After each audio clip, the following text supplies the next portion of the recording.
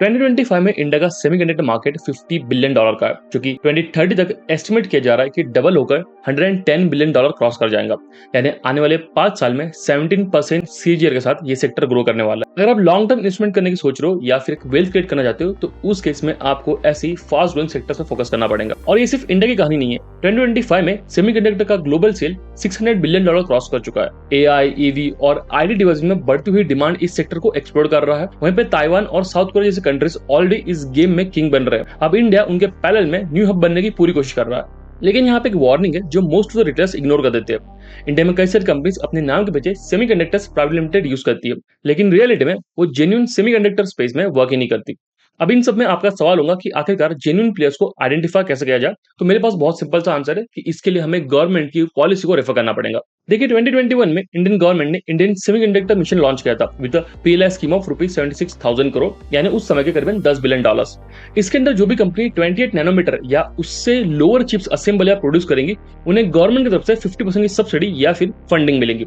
अब यही हमारे लिए एक फिल्टर आउट करने का काम करता है, क्योंकि अगस्त 2025 तक केवल 10 कंपनीज ऐसी जिन्हें गवर्नमेंट का अप्रूवल मिल चुका है। लिस्ट आपके स्क्रीन पे है। इनमें से सिर्फ 2 लिस्टेड एक्सपोजर हमें मिलता है, first CG power and second Kainis technologies. और आज हम इन दोनों कंपनीज की डीप डाइव करने वाले। So those who are new, those are old, welcome to other learning video. मैं हूं Rudresh, a full time investor, trader, mentor and a content creator. Video में आगे बढ़ने से पहले एक छोटी सी रिक्वेस्ट है कि इस वीडियो को किसी भी तरह का कोई बाय या सेल रिकमेंडेशन की तरह ना ले। हम सिर्फ और सिर्फ हेल्थी डिस्कशन कर रहे हैं। अगर कल चल के कोई इन्वेस्टमेंट करते हो तो उसके पहले एक बार अपने एंड से ड्यू डिलिजेंस जरूर कर लीजिएगा। साथ ही अगर आपको वीडियो से कुछ लर्निंग या इन्फॉर्मेशन मिलती है तो वीडियो को एक लाइक, चैनल को सब्सक्राइब एंड शेयर जरूर कीजिएगा। Without wasting time, let's start. कुछ वीक्स पहले CG पावर ने इन्वेस्ट किया ₹7,600 करोड़, जो कि अगले 5 साल में 2 फैसिलिटीज को डेवलप करेंगे। फर्स्ट फैसिलिटी 28 अगस्त 2025 को इनॉग्रेट हो चुकी है और करंटली वर्किंग में भी है, जिसकी capacity 0.5 million units per day की है। मिड 2026 तक कमर्शियल प्रोडक्शन भी स्टार्ट हो जाएगा। वहीं पर अगर हम सेकंड फैसिलिटी की बात करें तो ये फिलहाल अंडर कंस्ट्रक्शन है, जो 2026 के एंड तक कंप्लीट हो जाएगा and 14.5 million units per day produce कर पाएगा। यानी अगर हम दोनों फैसिलिटीज के नंबर्स को कंबाइन कर ले तो per day 15 million units produce कर पाएगा, जो कि एक ह्यूज नंबर है। CG पावर ने कुछ जॉइंट वेंचर्स भी बना रखे हैं। फर्स्ट है RS electronics Japan and second पे आता है स्टार माइक्रो इलेक्ट्रॉनिक्स थाईलैंड, जो अपनी OSAT फैसिलिटी और एक्सपर्टीज साथ में ला रहा है। OSAT का मीनिंग होता है outsource semiconductor assembly and test. ये बेसिकली चिप को डिजाइन होने के बाद असेंबल और टेस्ट करने का काम होता है, जो सेमीकंडक्टर सप्लाई चेन का एक क्रूशियल पार्ट है।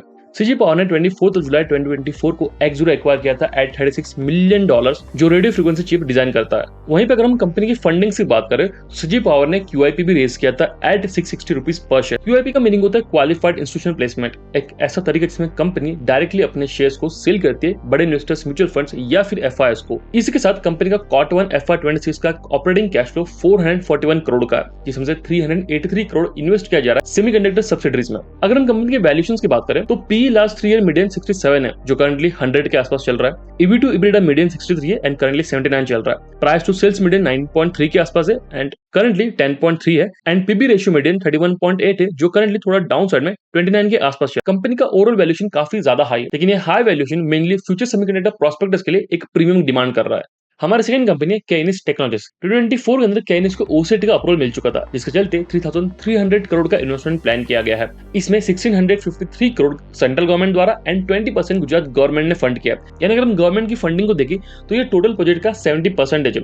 इन शॉर्ट कंपनी ने अपने पॉकेट से सिर्फ 30% इन्वेस्ट किया है। ये दिखाता है कि कंपनी को गवर्नमेंट का बैकअप काफी ज्यादा अच्छा है। सितंबर 2025 के अंदर प्लांट ऑपरेशन हो चुका है एंड FY26 Q4 के अंदर यानी जैन से लेके मार्च के बीच में कमर्शियल प्रोडक्शन भी स्टार्ट हो जाएंगी। ऑलरेडी कंपनी ने 3 क्लाइंट साइन कर रखे हैं, जो कि US, इंडिया और जर्मनी बेस्ड है। इसके अलावा कंपनी ने 4 MOUs भी साइन कर रखे हैं। अगर हम कंपनी के बिजनेस बैकग्राउंड की बात करें तो कंपनी एक डाइवर्सिफाइड EMS प्लेयर है। EMS का मीनिंग होता है कि एक ऐसी कंपनी जो ऑटोमोबाइल, इंडस्ट्रियल, रेलवे और मेडिकल सभी सेक्टर के अंदर अपने प्रोडक्ट को सेल करती हो। अगर हम कंपनी के पास्ट ग्रोथ की बात करें तो रेवेन्यू CAGR 57% है, वहीं पे पैट CAGR 92% का रहा है। इसके अलावा कंपनी के Q1 FY26 में ऑर्डर बुक जंप हुआ, जो कि 5,380 करोड़ से अभी 7,400 करोड़ पे है। मैनेजमेंट का टारगेट है कि आने वाले 4 से 5 साल के अंदर कंपनी का 30% रेवेन्यू सिर्फ सेमीकंडक्टर सेक्टर से होना चाहिए।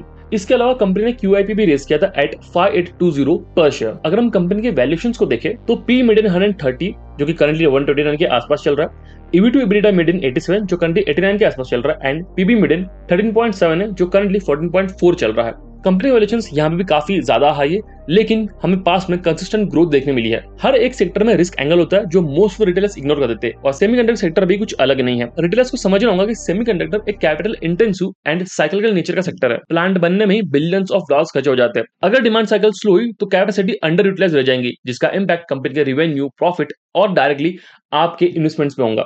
इस सेक्टर का सेकंड बड़ा रिस्क है जियोपॉलिटिकल टेंशन। अगर चाइना ताइवान टेंशन एस्केलेट होता है तो शॉर्ट टर्म शॉर्टेज इंडिया के लिए एक अपॉर्चुनिटी भी बन सकती है, लेकिन over dependency on global tech firm हमेशा के लिए एक रिस्क फैक्टर रहेगा। सेमीकंडक्टर स्पेस के अंदर लिस्टेड प्योर प्लेयर्स बहुत ज्यादा कम है, इस चलते हमारा एक्सपोजर का चांसेस भी बहुत लिमिट हो जाता है। लेकिन कुछ कंपनीज ऐसी है जो इनडायरेक्टली इसका फायदा उठा रही है। फॉर एग्जाम्पल के लिए Dixon technologies, Sharma SGS and Tata Elxsi. ये प्लेयर्स सेमीकंडक्टर इकोसिस्टम के एक्सपांड होने से लॉन्ग टर्म में बेनिफिट कर सकते हैं। तो जो भी हमने इस वीडियो में बात की वो एज एन रिटेल इन्वेस्टर क्यों मैटर करती है। तो सबसे पहले ये आपको फ्रेमवर्क डिलीवर करता है जो एज एन रिटेल इन्वेस्टर आपको बचाता है हाइप के चक्कर में किसी गलत स्टॉक को पिक करने से।